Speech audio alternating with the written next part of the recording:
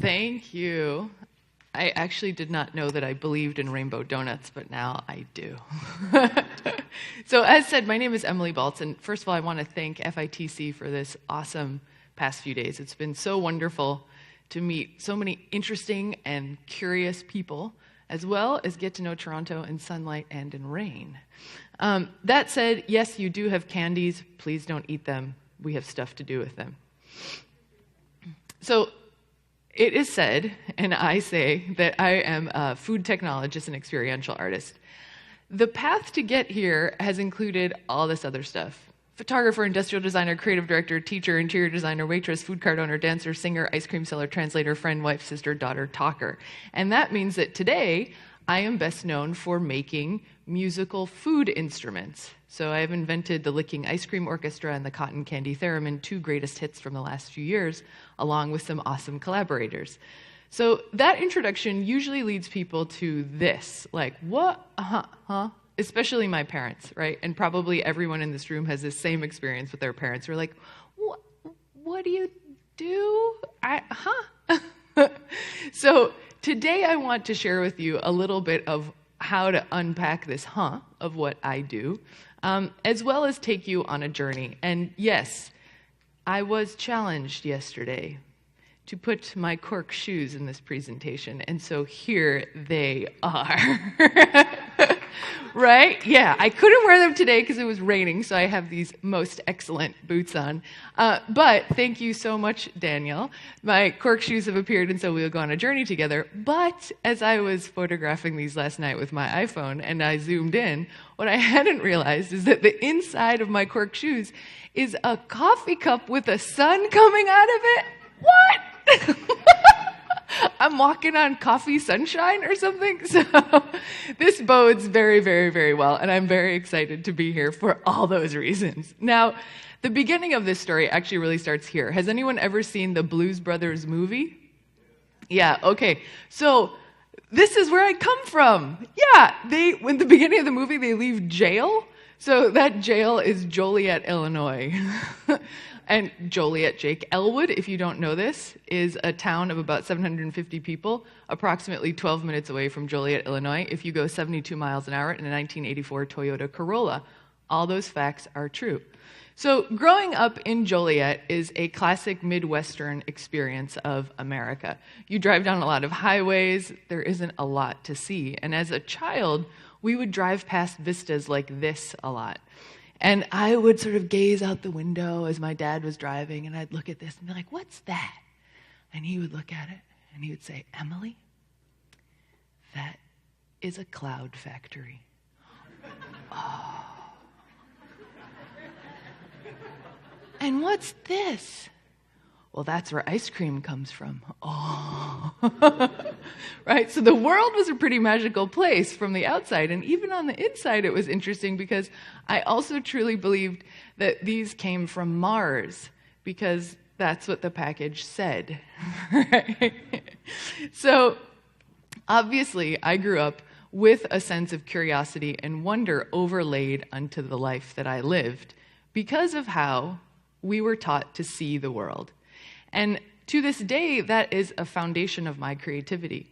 I firmly believe that we create the world, our perception, through our sensory experience. And this is a line that I often go back to for my own creativity, that we enter the world through our senses. And by changing our relationship to them, we discover new worlds. I was discovering new worlds all over the place as a kid, right? Who knew that toxic factories were where clouds come from? And maybe they do. You don't know. That said, on the inside, that experience was also happening. So I grew up in a household with a French mother and an American father, and my mother continued her French culture in our home through her traditions of gastronomy, which meant that we ate like French people. And what that meant is that we were apart from many of the people that were around us. While most of my friends were eating at 5 p.m., we were eating at 8 p.m. While perhaps they were using one plate, we had many plates and bowls and forks and stuff, right? So an experience of an inner world was both incredibly rich and wonderful, but it also created difference.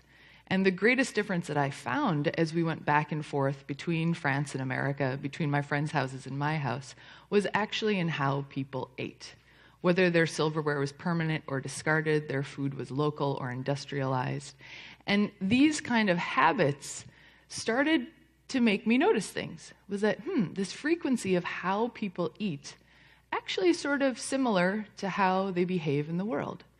Could food be a fundamental form of behavior? Is how we eat, how we behave? And that has always been of great interest to me, as I am fascinated with the world around us, and I'm so curious as to why we all behave and act the ways that we do. The greatest substrate that stitches us all together is food, and how we use it is also incredibly individual to all the cultures, communities, and households that we grow up in. So food, I think, on a functional and fundamental level, kind of becomes like the circuit training for our lives, right? Here we are eating 2, 3, 4 times a day, depending on where we live. And we're feeding our bodies, and we're kind of developing muscle memory in that way, almost subconsciously. But we're also developing feelings, like lots of them, because we don't just eat to live, right? We eat to feel stuff. This is my face smashed on a plate. For a while, I explored all sorts of different literal feelings through food, and I went through a phase of smashing myself into things. We've evolved past that, but licking, as you see here, is actually still quite a process.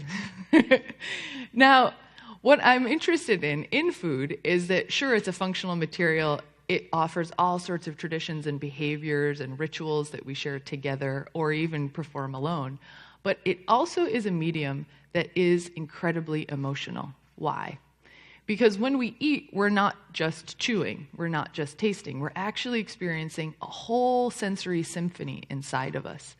And what I call that is a form of sensploration. Is that everyone has this little candy, right, in one hand. I would ask that you unwrap it now, because I think the best way to define what it is that I want to talk about is for you to experience it. And isn't that a nice sound? Okay, if you're not sitting next to someone, please sit next to them.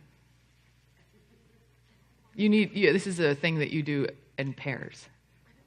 Yeah, it's super, super safe, don't worry. Okay, so please dispose of wrapper, and you will obviously, of course, pick it up when you leave, right? Yeah.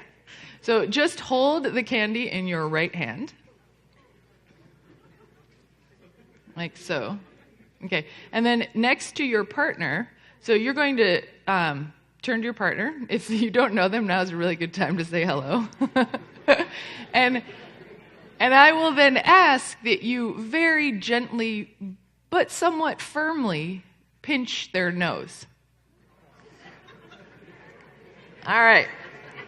I'm serious. You're not doing it. Do it. Okay. So you've pinched each other's noses. Now you're going to take the candy and just place it in front of your eyeball, right? And you see what color it is, right? So mine is red. Now, I'm going to have to perform this on myself. This is odd. Okay, so you will take this candy and you will very gently place it inside of the mouth of your partner. Don't unplug the nose. Don't unplug the nose. Daniel, you're not doing it. Okay, once the candy is inside of mouth, you can kind of feel it around in there, right? Yeah, your nose is still plugged. And then unpinch nose. Wah. Right? Now this was a... Wow, there's some awesome nose pinching. So, what happened outside of being totally awkward and making for some really good Instagram, thank you, is that I hope what you noticed is that obviously without your sense of smell, you have no sense of taste, right? This is an old trick. There's nothing new about it. But it's so interesting, and I think it's something that we do forget all the time, is that our perception of flavor is so linked to all the other senses that we have. And that's such a great metaphor for any form of interaction design. No single thing can function independently, correct? And then when you add a certain amount of ridiculous interaction performance to it, right, now we have a spectacle. Oh, wonderful. Now, one more exercise to do together, because this, I think, is a great fun one. If you, you have your candy in your mouth. Now, if you just plug your ears, right, and listen. And swish it around kind of in your mouth.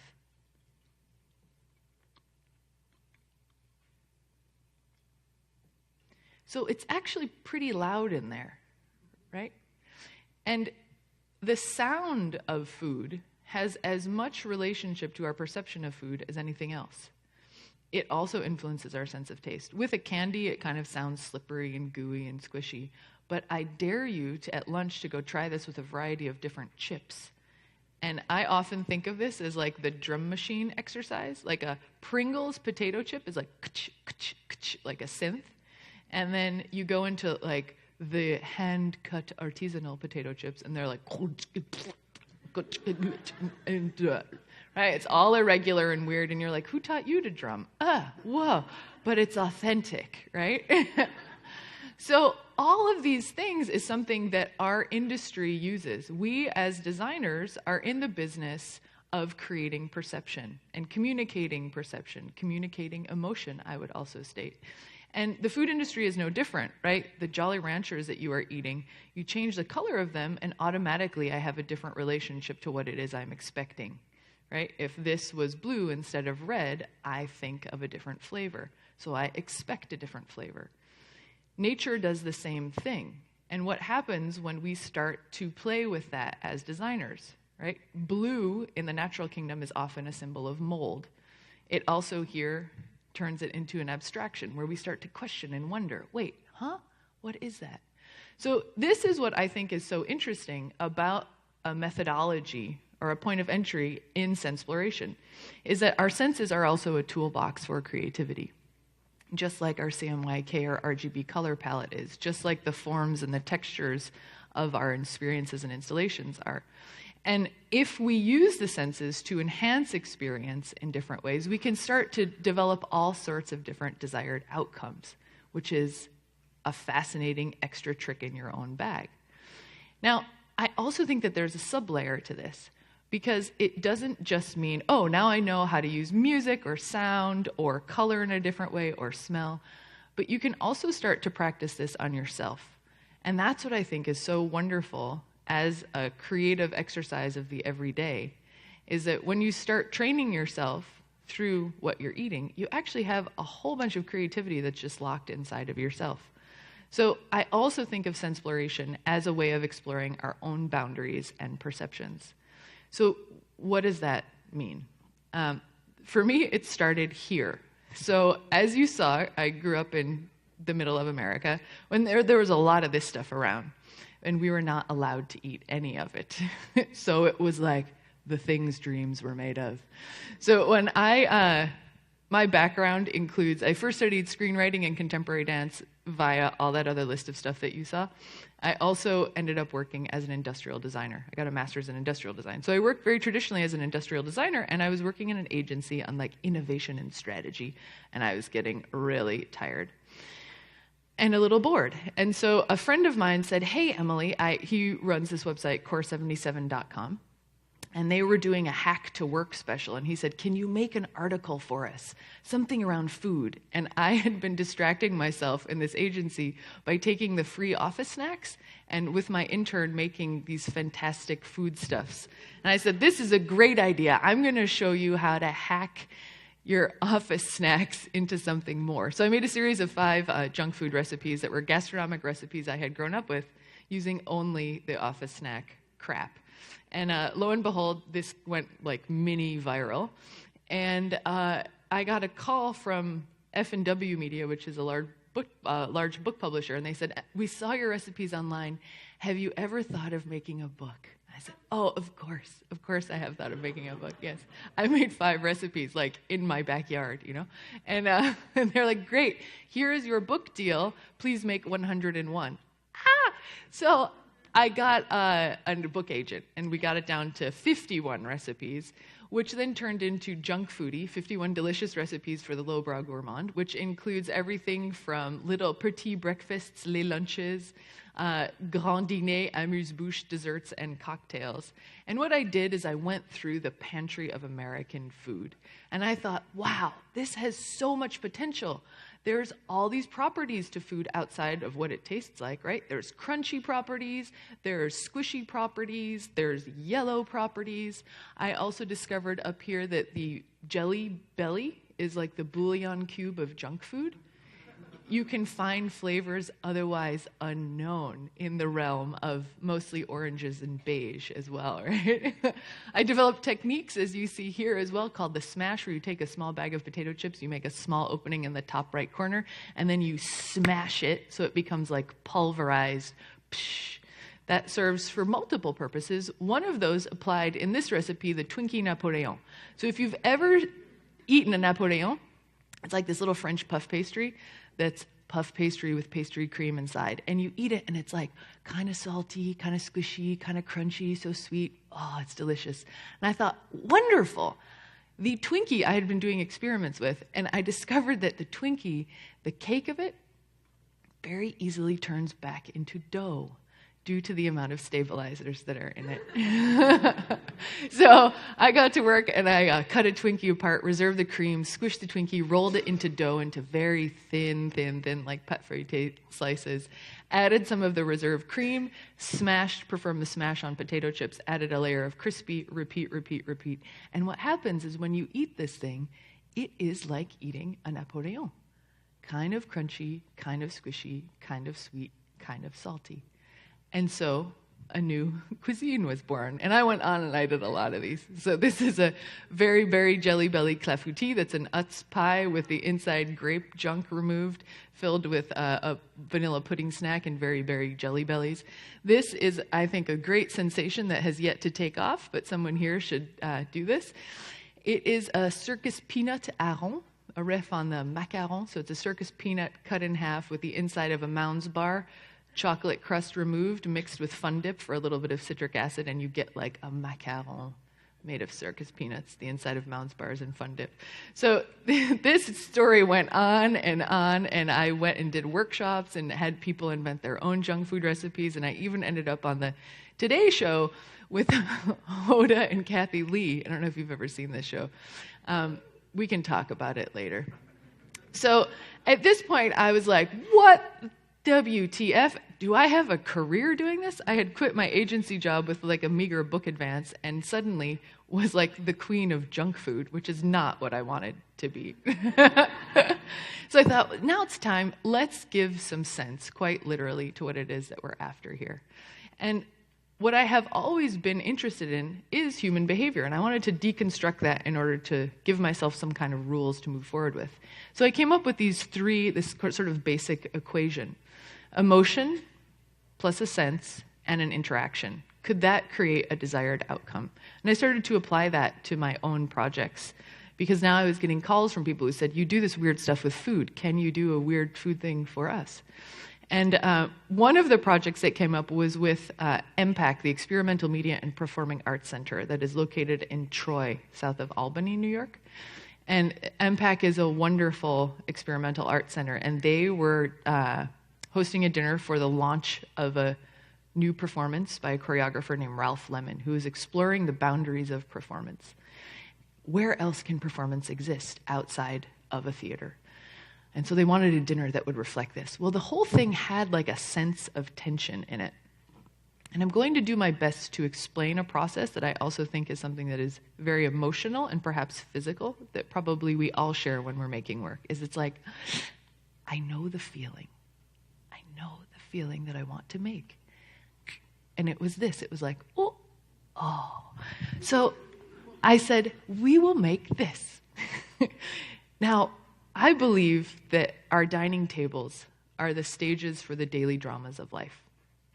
It's where we fall in love, it's where we break up, it's where we make friends, it's where we learn about our history. All sorts of stuff happens around this little theater that I think of as the theater of life.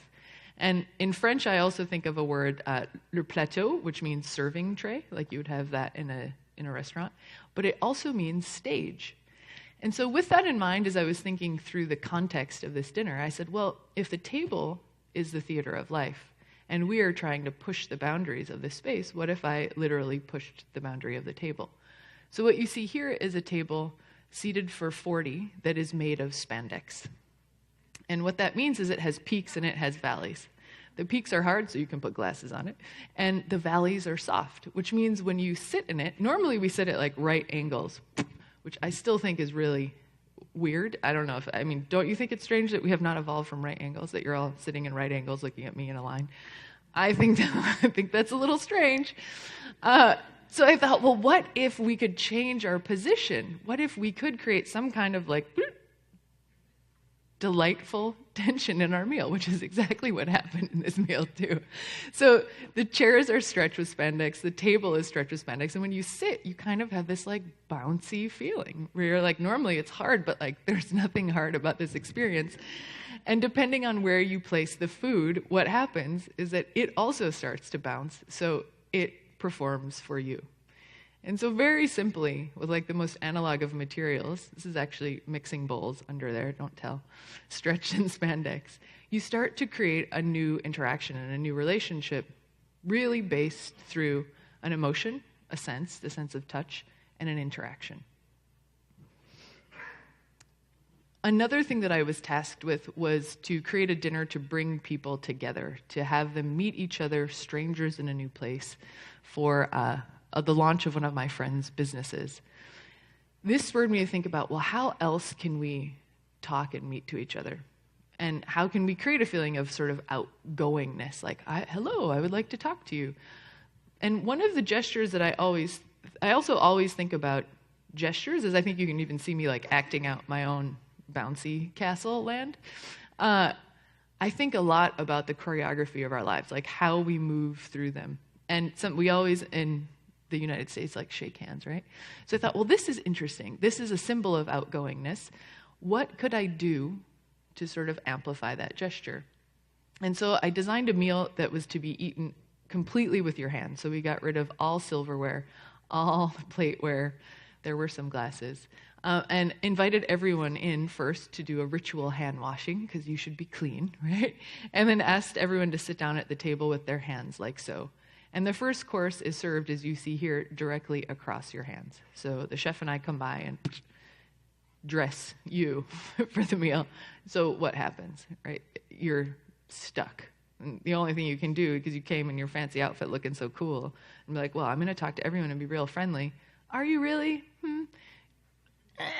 So everyone has to lick themselves. Like you can't, the thing is broken, right? So then every course is designed to be some other form of interaction, ripping and dipping and tearing and sharing. And by the end of the meal, what happens is that the traces of your interaction with the food, but also with each other, create this abstract tableau that is the result of your interactions. And this meal is called Traces for that reason. Now, within that, I think you can also sense that like there is something that I love to foster in me, which is my inner child, which goes back a lot to these places, I think, of just pure joy and play, but that are also slightly capricious, that are like, nah, can I really get you to do that? Oh, yes. So this emotion to me is a very interesting one, and I try to poke at it as much as I can. And quite literally, I did that in another dining installation for the Bemis Center for Contemporary Arts in Omaha, Nebraska. So this was one of their fundraising dinners, and they wanted something to do. That was kind of the only brief. And so I worked with a community there to develop a multi-course meal that was staged in 4 different galleries throughout the art center. And so people would go into one gallery and have one course, into another to have another. And one of my favorite courses is this course, which is inspired by the feeling of capriciousness added to the sense of touch. So what is this thing we're looking at? Well, this is a 30-foot long dining table around which different patrons are seated. At the front here, you can see that there is what I call a stewardess. At the other end, there's a steward, and they stand there and ask you to sit down. And at one point, they activate the table, and hands pop out of it. And so inside of this table is hidden a troupe of dancers who like did some awesome back movements like this. And they invite you into the table, and they give you a hand massage in the table, and then they feed you head-on shrimp, so you have to eat it with your hands too. So this was definitely a kind of like, I got you, did it. And that leads, I think, to often what we all perhaps are looking for in our own lives. I know that I continually am hunting after the feeling of surprise. Like, what is new in this world? I think that's why we all do what we do as well. How can we see the world anew? How can we surprise others, but also surprise ourselves? So we continually are able to rediscover and fuel our creativity. So the element of surprise is something that I often try to think of working, and that emotion, how do I create that in myself and also in human beings? And to do that, one technique that I will often go back to is to look at very simple everyday actions and how do we transform them, right? How can we take something that we know and make the recognizable unrecognizable? And that was one of the inspirations for this project. So over the years, as I think you've seen, I've gone from more sort of classic graphic design, book design, to more theatrical design that also includes some industrial design, furniture design with tables and whatnot. And then over the last years, with the rise in sensor technology specifically, which I've been interested in, I have now landed into more of the interactive technology world. And this is a project that I did in collaboration with a wonderful friend of mine named Carla Diana, who is an artist and technologist herself. And we had wanted to do something that would bring together our passions, food, design, technology, and we also secretly wanted a band. I think that came out at the end.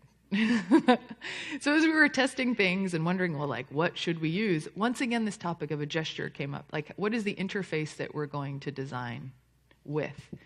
And as we were, like, testing chewing things and, like, rubbing dough stuff, the only thing that kept coming back that was so intuitive was actually licking ice cream. Like, we all know what to do with that, right? Like, you get an ice cream cone, it's like, of course I know what to do. So one of the principles that I often think of in especially physical experience design or physical interaction design is show, don't tell, right? Don't give me a list of instructions and be like, okay, you have to do this and then this, and suddenly the person is like, what? I hate this thing, right? They want to feel empowered, just like a kid does. Like, I know what to do, and I did it. And so when you walk up to an ice cream cone, you know exactly what to do. So we developed a series of rapid prototyped ice cream cones. And the concept is that we would make a band. We would develop the world's first licking ice cream orchestra, then became known as the Lickestra. So we rapid prototyped a series of ice cream cones with embedded capacitive sensors and placed ice cream within them, and then started to take this little show on the road. And this is what happens. Are you going to do it?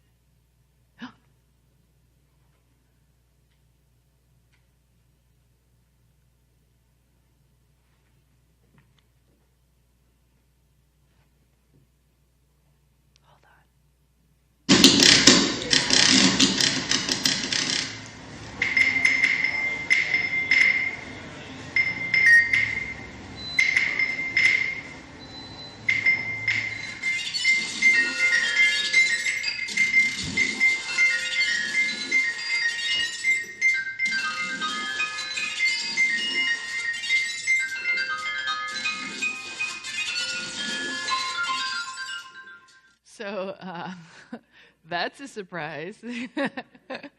So each of those triggers a different tone, and as you play through them, you're playing obviously with your food on one level. You're also playing with your own perception of the world, and then you're also playing with each other. So those multiple levels of surprise and play are things that I actually do take quite seriously. And under this is a whole bunch of other metaphors that people read into in many, many, many different ways. But what at heart is a fundamental principle is that as children, how do we first discover the world? We put all sorts of stuff in our mouth, right? And what that means is that there's so many more senses in here. So there's so much information that's being communicated that in a process like this, are we unscrambling and rescrambling our perception of the world? I would hope so. And I got quite excited about this whole idea, and I kept developing it. And I thought, well, this is great. The world should be licking things. Oh, wonderful. And I want to go to music festivals, and I want to share this with the people. And so I did.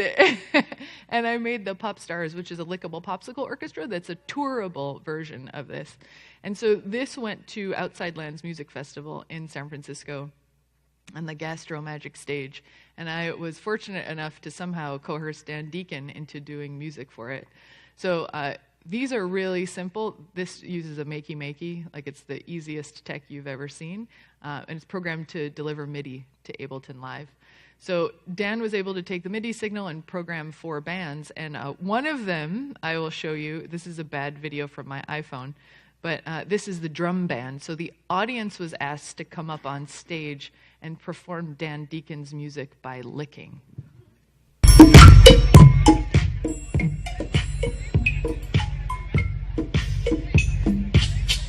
That guy figured it out too. You see it, right?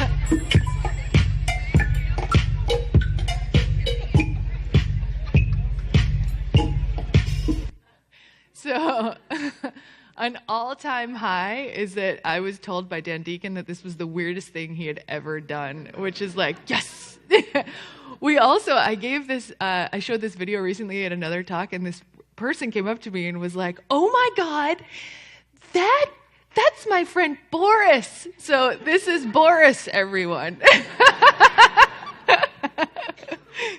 So these also tread on this emotion of amazement. Like, I love this feeling. And when I talk about this process of Sensploration, like, I also do this work because I want to feel this way. And I think I've heard so many talks over the last few days is that when you are in your joy, your true joy, I really think that the world is limitless, right? And if you actually feel that joy and you try to help other people feel that, whatever flavor it is for you, I think you end up finding your own happiness, which is perhaps the point, right? So this feeling of amazement is something that I continually want to try to push. And one of these projects is the last one I will share with you is the Cotton Candy Theremin, an enigmatic name for a ridiculously amazing instrument. And so the Cotton Candy Theremin was first developed when I was a resident at New Inc., the New Museum's incubator for art, design, and technology in New York. And this is one of my favorite projects, in part because it's such a fun thing. You spin cotton candy, and there's an array of infrared sensors around the inside that are tracking your movements. And they're triggering sound as you spin, and they're also allowing you to control a projected animation world around you. Now, all that said, why I love this project is because a long time ago I had this idea, and I was like, of course, theremins, cotton candy, same movements must make, right? Amazing. And I had the great fortune of meeting 2 incredible collaborators when I was at New Inc., Philip Sears-Zega and Charlie Whitney, 2 wonderful artists, designers, and interactive directors and coders. Charlie is more on the coding side, Phil is more on the animation and direction side. And they loved this idea as well, and I think another seed to offer you is that one of the greatest way to find collaborators is that if you share the same feeling. And Phil and Charlie shared the same desire to create joy and amazement in the world. And this is why this project ended up becoming one of my favorites, is that we took it from first doing a small little interaction to Panorama Music Festival last year, where there was a 71-foot immersive dome. And we were able to put the Cotton Candy Theremin in the center of it. And so as you start to spin cotton candy, it becomes the center of this universe. And so people came to the lab, which was at Panorama Music Festival, which is this big dome, and the Cotton Candy Theremin is in the middle of it. And they're able to spin cotton candy and control this incredible, huge world all around them as they're spinning. And so that leads me to this final statement for all of you, is that at heart of all of this, I think, is, for me personally, a sense of wonder. Like, I stand here in front of all of you, I listen to all of you, I see your work, I meet your faces, and it's wonderful, right? It's like, how in the world did we all get to be here?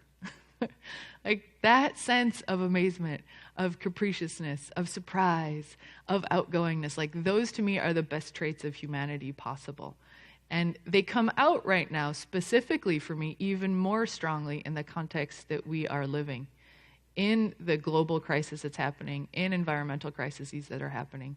There is a great amount of sadness, I think, that's happening in the world that we probably all feel, too much maybe, on a daily basis.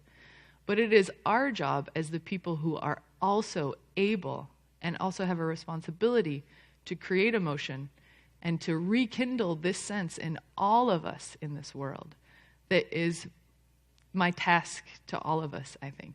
That how can we help create this? And what does that mean? So wonder, in one definition, is the desire to know something, to feel curious, right? It also is this feeling of amazement and admiration of like, whoa, the marvelous marvel. But I think there's also another layer that we cannot forget, because it's great to put this thing out there and be like, right, we're going to go make a wonderful world.